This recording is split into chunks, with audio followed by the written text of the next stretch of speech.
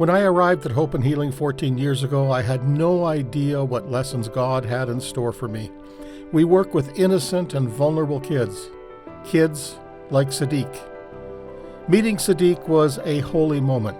I knew I was seeing a miracle as I watched this tiny malnourished child go from certain death to a nutrition plan, an appointment for surgery, and future. I've had the tremendous privilege of following Sadiq, and today he's received the medical care he needs, going to school, playing soccer with his friends. To truly thrive, children living with disabilities need more than just medical attention. They need to be surrounded by family, friends, and teachers. Most of all, they need a healing of the heart. They need to know they are children of God, made in God's image.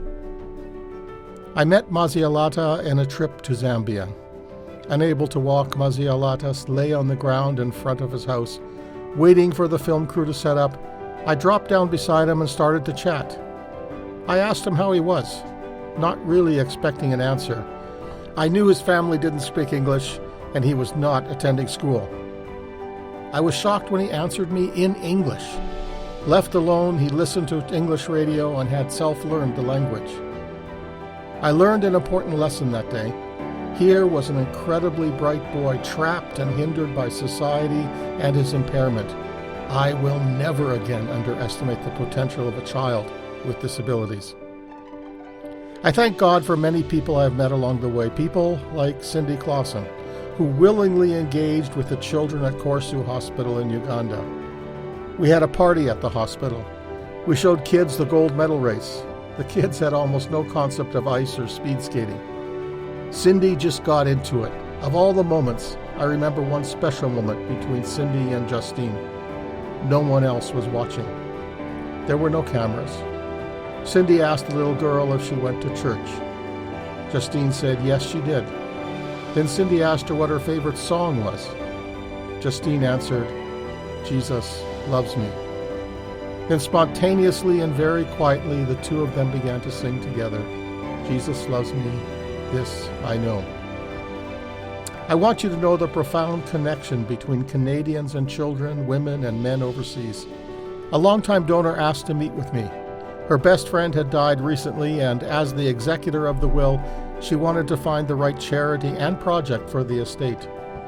Her friend had overcome many barriers in her life, and she had truly been a change agent in her community. I told her about our work with fistula patients. I told her how each woman had a unique and heartbreaking story. Many are just young girls, too young to experience so much sadness. Many had been abused and violated. Almost all of them had lost a baby in a difficult birth. But the women are strong and resilient. They are women of courage who are change makers in their own communities. When I visited the hospital, I told the women the story of the Canadian donor. As they listened to me, the women began to weep.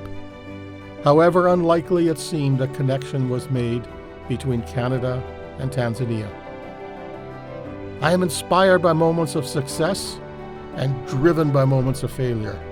We work with innocent kids who have hopes and fears, kids who want to be loved and love in return, kids who would give anything to go to school, kids who want to live and have a future. I pray that every child would thrive. I pray that every child would dance.